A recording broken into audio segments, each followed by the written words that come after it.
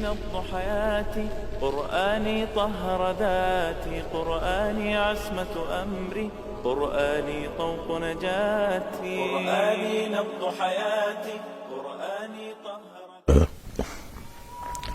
بسم اللہ الرحمن الرحیم. السلام علیکم ورحمۃ اللہ وبرکاتہ. خلاصہ مضامین قرآن کے ساتھ میں ہوں آپ کے ساتھ ڈاکٹر سمیع اللہ زبیری. آج ہم تیسرے پارے کے مضامین کا خلاصہ ذکر کریں گے.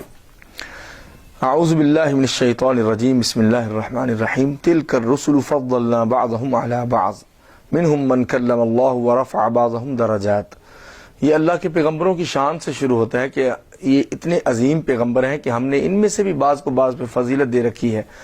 بعض سے کلام کیا ہے اور کچھ کو اللہ تعالیٰ نے بہت درجے بلند کیے. اور عیسیٰ علیہ السلام جو ابن مریم ہیں ان کو بڑی روشن نشانیاں دی ہیں, معجزے دیے ہیں.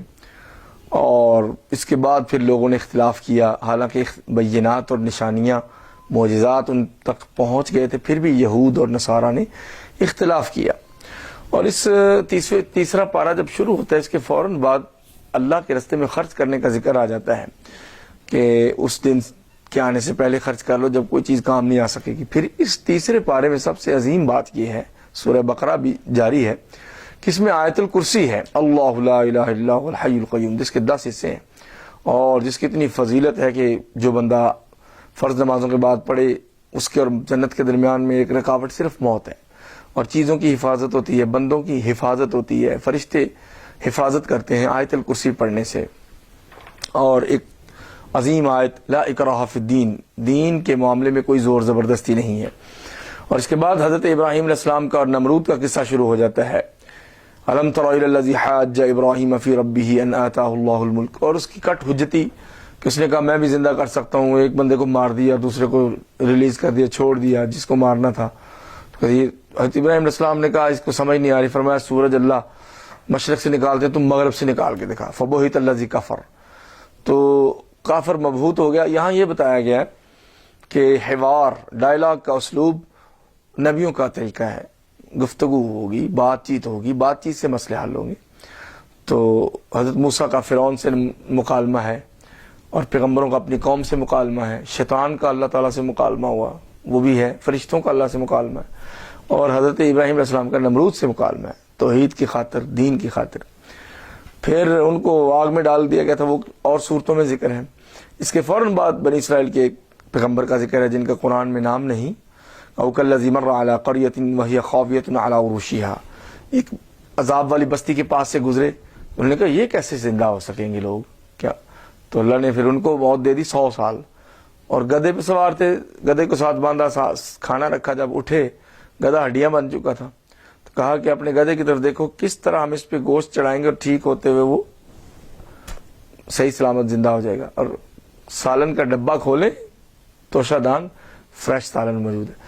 اگر آپ کو اتنی دیر فوت کر کے زندہ کر سکتے ہیں تو اللہ تعالیٰ ان بستیوں کو بھی زندہ کر سکتے ہیں. پھر اس کے فوراً بعد اسی سے ملتا جلتا واقعہ حضرت ابراہیم علیہ السلام نے پوچھ لیا کہ اللہ مردوں کو تو زندہ کیسے کرے گا؟ تو اللہ نے کہا کہ آپ کو یقین نہیں ہے؟ کہا ہے وَلَٰكِن لِيَطْمَئِنَّ قَلْبِي, لیکن دل کا اطمینان. تو یہاں سے پتہ چلتا ہے کہ دل کے اطمینان کے لیے کوئی دلیل کسی سے بندہ مانگ سکتا ہے. پھر کہا کہ پرندے ذبح کر کے ان کے گوشت پہاڑوں پہ پھینکو, پھر ان کو اپنی طرف بلاؤ, کیونکہ سدھائے ہوئے پرندے تھے گھر میں پالے ہوئے, اور دوڑ کے آئیں گے تو دیکھ لو. اس طرح اللہ بھی زندہ کر سکتا ہے. اس کے بعد فرمایا لا تبطلوا صدقاتکم بالمن والاذى. توحید, عقیدہ, آخرت, ساتھ اخلاقیات کا ذکر ہے کہ لوگوں اپنے جو صدقات ہیں, زکوٰۃ ہیں, وہ اپنی زبان سے جتلا کر کے ان کو برباد نہ کرو. پھر فرمایا ان کی مثال ایسے ہے کہ جیسے کوئی پہاڑ ہو, چٹیل میدان, اس کے اوپر مٹی پڑی ہوئی ہو, تیز بارش آ کے اس چٹیل چٹان کے اوپر پڑی ہوئی گرد کو کیسے دھو کے رکھ دیتی ہے, کچھ باقی نہیں رہتا. ایسے ہی جتلانے سے صدقے کا اثر باقی نہیں رہتا. اور فرمایا الشیطان یعدکم الفقر ویأمرکم بالفحشاء, شیطان تم سے فقر کا ارادہ کرتا ہے, وعدہ کرتا ہے, اور تمہیں ڈراتا ہے کہ کہیں تم فقیر نہ ہو جو خرچ کر کے. واللہ یعدکم مغفرۃ منہ وفضلا, اور اللہ وعدہ کرتا ہے کہ مغفرت بھی ملے گی اور فضل بھی ملے گا, زیادہ ملے گا. اور فرمایا کہ جس کو حکمت دے دی گی اس کو بہت سی چیزیں, بہت بڑی خیر سے نواز دیا گیا. اور اسی طرح فقراء اور مسکینوں کے حق للفقراء الذين احصروا في سبيل الله لا يستطيعون ضربا في الارض، وہ زمین میں چل نہیں سکتے رزق کمانے کے لیے، فقراء ان کو مال دینا فرسٹ آف آل، اور ان میں وہ اہل علم طلبہ بھی شامل ہیں جو کما نہیں سکتے اور غریب ہیں، ان کو مال دینا چاہیے، اور چھپ کے خرچ کریں یا اعلانیہ دونوں طرح سے جائز ہے، نیت صاف ہونی چاہیے۔ پھر اسی صورت میں سود خوروں کے برے انجام کا ذکر ہے، الذین یأکلون الربا، وہ جو سود کھاتے ہیں، لا یقومون الا کما یقوم الذی یتخبطہ الشیطان من المس، وہ قیامت کے دن اپنی قبروں سے جب اٹھیں گے تو ایسے سرگرداں اور پاگل ہو کے پھریں گے جیسے کسی کو شیطان نے مس کر دیا اور اس پہ جادو یا کوئی اثر ہو گیا ہو۔ اور فرمایا کہ سود چھوڑ دو، پچھلا اللہ معاف کر دے گا، آئندہ سے چھوڑ دو، ڈیل دے دو، جس سے سود لینا ہے اس کو معاف کر دو، اور جن لوگوں نے سود لینا ہے وہ چھوڑ دیں یہ کام، اللہ تمہیں اس کا بدلہ دے گا جنت کی شکل میں۔ وَذَرُوا مَا بَقِيَ مِنَ الرِّبَا، جو سود ابھی تم نے لینا لوگوں سے چھوڑ دو، ان کنتم مومنین، اگر تم مومن ہو۔ پتہ یہ چلا کہ مومن ہی سود چھوڑتا ہے نا، مومن سود کھاتا نہیں ہے، ایمان کا بندے کے عمل پہ اثر ہوتا ہے۔ اور فرمایا دھمکی لگائی فَإِن لَّمْ تَفْعَلُوا فَأْذَنُوا بِحَرْبٍ مِّنَ اللَّهِ وَرَسُولِهِ، اگر تم لوگ یہ باز نہ آئے تو پھر اللہ اور اس کے رسول کے ساتھ جنگ کے لیے تیار ہو جاؤ۔ سودی نظام اللہ کے ساتھ جنگ ہے، کسی اور گناہ کے بارے میں یہ نہیں کہا، اس لیے سود حرام ہے کہ اس سے غریبوں کا، مسلمانوں کا استحصال ہوتا ہے۔ یہود سارا بزنس اور سارا کام صدیوں سے اکالون السحت، سود خور ہیں، سود کھاتے چلے آ رہے ہیں، تو ہم کیوں سود کھائیں؟ اور اس بارے میں قرآن کی سب سے آخر میں نازل ہونے والی آیت بھی ہے، وَاتَّقُوا يَوْمًا تُرْجَعُونَ فِيهِ إِلَى اللَّهِ ثُمَّ تُوَفَّى كُلُّ نَفْسٍ مَّا كَسَبَتْ وَهُمْ لَا يُظْلَمُونَ۔ اللہ سے ڈرو، اس دن سے ڈرو جس دن تم رب کی طرف لوٹائے جاؤ گے، پھر ہر جان کو پورا بدلہ ملے گا اور کوئی کمی نہیں کی جائے گی۔ اور اسی پارے میں سب سے لمبی آیت ہے قرآن کی، یا ایھا الذین آمنوا اذا تداینتم بدین الی اجل مسمی فاکتبوا، اے لوگو جب آپس میں لین دین کرو ایک مدت تک تو لکھ لیا کرو، اور کوئی کسی لکھنے والے کو پریشرائز نہ کرے، اور 2 گواہ بنا لیا کرو اپنے مردوں میں سے، جو بزنس کر رہا ہے، جو معاہدہ کر رہا ہے، وہ اپنے 2 گواہ لے آئے، اور اگر 2 گواہ نہ ملیں تو ایک مرد اور 2 عورتیں، عورت کی گواہی آدھی ہے، اس لیے ان تضل احداہما فتذکر احداہما الاخری، ایک بھول جائے گی تو دوسری اس کو یاد کروا دے گی۔ عورتیں بھول جاتی ہیں، ان کے برین کا سٹرکچر، ان کی باڈی، ان کی فزیک، ان کے مسائل سارے ڈیفرنٹ ہیں مردوں سے، تو اللہ تعالیٰ نے آسانی کی ہے۔ عورت کی اگر گواہی اس طرح پوری رکھی جاتی تو اس نے جو واقعہ دیکھا ہوتا عدالتوں میں اس کو رلنا پڑتا، جا کے گواہیاں دے، اور اتنا گندا نظام ہے کیا بنتا کہ ادھر تو پھر سسٹم اتنا لیٹیگیٹ ہوتا ہے کہ بندے پھنس جاتے ہیں۔ عورت کی عزت کے لیے کہا کہ تم گھر بیٹھی رہے، آدھی گواہی والی ادھر جائے گی نہیں، بندے جائیں جہاں اپنی گواہیاں پیش کریں، اور چھوٹی اور بڑی ہر چیز لکھ لینی چاہیے معاملات میں، اور سفر میں گروی رکھنے کی بات ہے اگر کوئی چیز نہ ہو تو کوئی۔ اور اس کے آخر میں وہ پیاری اور عظیم آیتیں ہیں جو جنت کے اللہ کے عرش کا خزانہ ہے۔ آمن الرسول بما انزل الیہ من ربہ والمؤمنون کل آمن باللہ وملائکتہ وکتبہ ورسلہ لا نفرق بین احد من رسلہ وقالوا سمعنا واطعنا غفرانک ربنا والیک المصیر۔ اللہ کے پیغمبر ایمان لے آئے اور مومن بھی ایمان لے آئے، کہتے ہیں اللہ پہ، فرشتوں پہ، رسولوں پہ، آخرت پہ، اور ہم نبیوں میں فرق نہیں کرتے۔ یہ جو پڑھ لے ان کو یہ دونوں آیتیں کافی ہو جاتی ہیں اس کی ہدایت کے لیے، اس کی بخشش کے لیے، یہ دونوں آیتیں آخر لا یکلف اللہ نفسا الا وسعها۔ شورى آفاق قانون یہاں ذکر ہے 3 پارے میں سورہ بقرہ کے آخری آیت میں، کہ اللہ اتنا ہی کسی کو پابند ٹھہراتا ہے جتنا اس کے اندر استطاعت ہے، مور دین ہز کیپیسٹی اللہ ایمبرڈن نہیں کرتا۔ تو یہ دلیل ہے کہ ہمیں کسی کے اوپر اتنا ہی اس کو پابند بنانا چاہیے جتنا وہ کام کر سکے۔ سورہ آل عمران شروع ہوتی ہے، یہ اس میں اہل کتاب کا بہت ذکر ہے، الف لام میم سے شروع ہوتی ہے، اللہ لا الہ الا هو الحی القیوم، اللہ کے ناموں سے اور اللہ کی صفات سے شروع ہوتی ہے۔ تورات اور انجیل نازل کی اور قرآن نازل کیا، اور اللہ تعالیٰ پہ کوئی چیز مخفی نہیں ہے، وہ آپ کو ماں کے پیٹ میں تصویریں بناتا ہے پانی کے اوپر، کوئی پانی پہ تصویر نہیں بنا سکتا، اللہ پانی پہ تصویر بنا کے ٹھہراتا ہے، اور پھر جیسی شکلیں دینا چاہے دے سکتا ہے۔ پھر اللہ کہتا ہے آیتیں نازل کی منہم ہن آیات محکمات ہن ام الکتاب، کچھ آیتیں ہیں محکم پکے معانی والی کی، یعنی حلال حرام، عقیدہ آخرت، توحید، رسالت پکی، وہ محکم ہے۔ وَأُخَرَ مُتَشَابِهَاتٍ، کچھ متشابہ جیسے جنت، جہنم، پل صراط، فرشتے، علم غیب، اللہ کے بارے میں، الایمان بالغیب، اس کی صحیح حقیقت ہمیں علم نہیں ہے، ہم بس ایمان رکھتے ہیں ان پہ، اور جن کے دل ٹیڑھے ہیں وہ متشابہات کے پیچھے پڑے رہتے، کٹ حجتی اور بحثوں کے پیچھے، اور جو اچھے راسخ علماء ہیں وہ کہتے ہیں سب اللہ کی طرف سے آیات ہیں، ہم ان پہ ایمان لے آتے ہیں۔ اور ایسے ہی زُيِّنَ لِلنَّاسِ حُبُّ الشَّهَوَاتِ مِنَ النِّسَاءِ والبنين والقناطير المقنطرة من الذهب والفضة والخيل المسومة والأنعام والحرث. دنیا کی جتنی زینتیں ہیں جو انسان کو اپیل کرتی ہیں وہ اس آیت میں ہیں. عورتیں، بیٹے، ڈھیر لگے سونے چاندی، نشان لگے گھوڑے، خوبصورت تیز دوڑنے والے جانور، مویشی اور کھیت. ذالک متاع الحیات الدنیا. فرمایا یہ دنیا کی زینت ہے، ختم ہو جائے گی. واللہ عندہ حسن المآب. اچھا ٹھکانہ اللہ کے پاس. یہ جتنی چیزیں ذکر کی ہیں، خواتین، بیٹے، سونے چاندی کے ڈھیر، جانور، گھوڑے، کھیت، یہ 6-7 چیزیں یہ اصل میں انسان کی ضرورت ہیں اور مجبوری ہیں، لیکن ان کے اندر اتنا گھل مل جانا، گھس جانا کہ اللہ کو بھول جائے تو یہ ٹھیک نہیں ہے. اس طرح والمستغفرین بالاسحار، سحری کے وقت استغفار کرنے والوں کی فضیلت ہے. اور یہ آیت بھی ان الدین عند اللہ الاسلام، کہ اللہ کی نظر میں اسلام ہی دین ہے، اس کے علاوہ اللہ کوئی دین قبول نہیں کرے گا. کچھ لوگ کہتے ہیں نا کہ فلاں بھی کافر ہے، بڑا نیک ہے، بڑی اس نے نیکیاں کی. اگر وہ مسلمان نہیں تو اس کی نیکیوں کا بدلہ دنیا میں مل جائے گا. اور یہ بھی کہ قل اللہم مالک الملک تؤتی الملک من تشاء وتنزع الملک ممن تشاء وتعز من تشاء وتذل من تشاء. اے نبی علیہ السلام آپ فرمائیں کہ اللہ مالک الملک، یعنی اللہ کی صفات اور نام ذکر کر کے بات کی ہے، تو جس کو چاہے حکومت اور بادشاہت اور اختیارات دے، اور جس سے چاہے چھین لے. کیونکہ کوئی چھوڑنا نہیں جاتا تو اللہ پھر چھینتا ہے. اور جس کو چاہے عزت دے اور جس کو چاہے ذلت دے.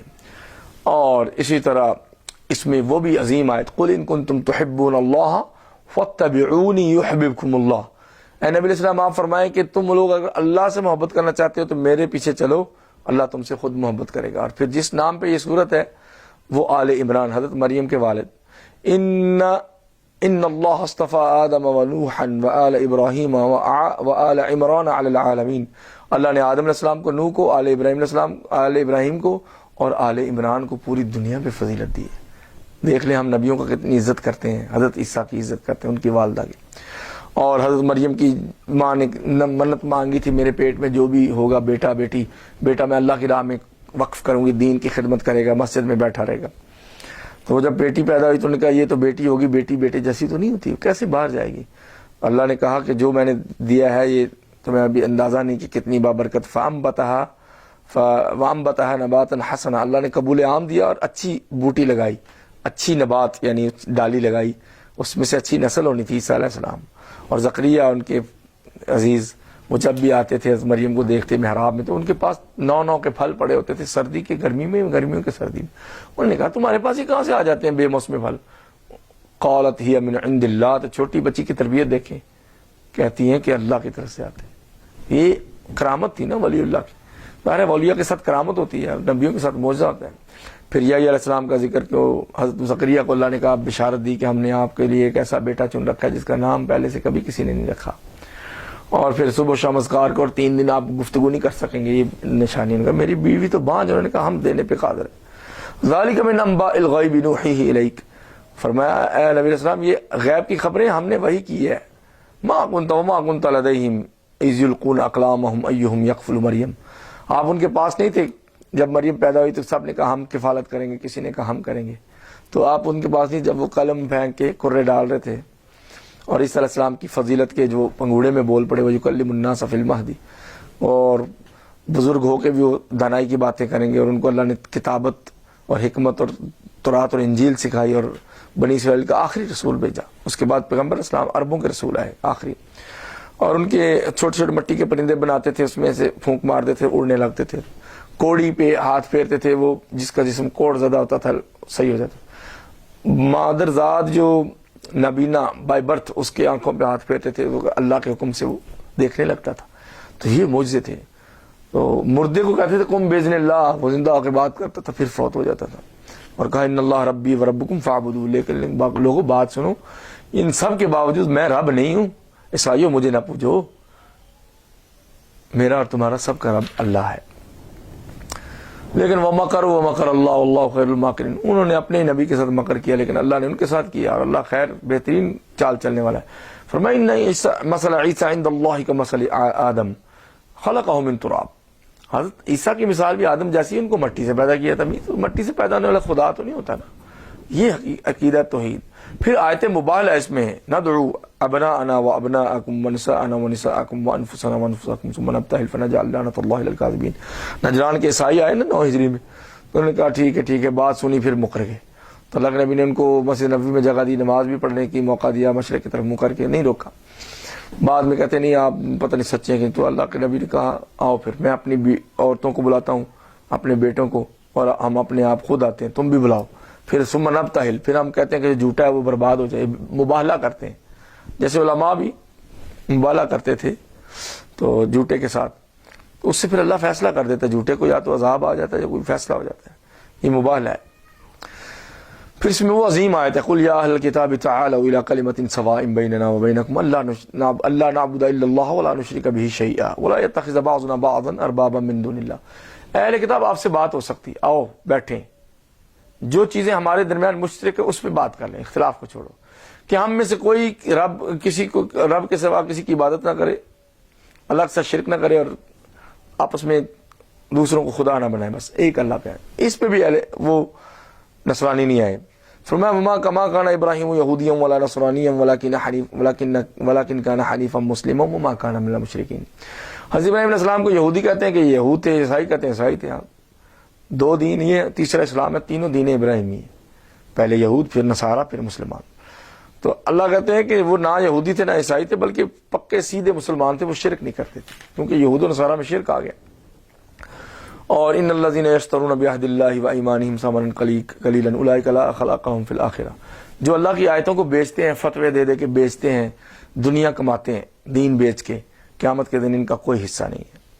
اور یہود کے علماء کا ذکر کیا، آیتوں کو ٹیڑھی کر کے منہ موڑ کے بولتے تھے، مذاق کرتے تھے، پڑھے لکھے ہو کے مذاق کرتے تھے. اور اللہ فرماتے ہیں کسی بشر کو نہیں جائز، شایان شان نہیں کہ اللہ اس کو کتاب یا حکمت یا نبوت دے، پھر وہ لوگوں سے کہے کونوا عباد لی من دون اللہ، اللہ کو چھوڑ کے میرے بندے بن جاؤ. نہ، کوئی نبی ایسے نہیں کہتا. اور لا نفرق بین احد منہم، نبیوں کے درمیان میں ہم فرق نہیں کرتے. ان الذین کفروا وماتوا وهم کفار فلن يقبل من احدهم ملء الارض ذهبا ولو افتدى به. قرآن کہتا ہے کہ ایمان کے بغیر کام نہیں چلے گا. جو لوگ فوت ہو گئے کفر کی حالت میں اور ایسے ہی مر گئے کہ کافر تھے، تو اگر وہ سونا پوری دنیا کے برابر گولڈ اللہ کو سونا دینا چاہیں تو اللہ قبول نہیں کرے گا.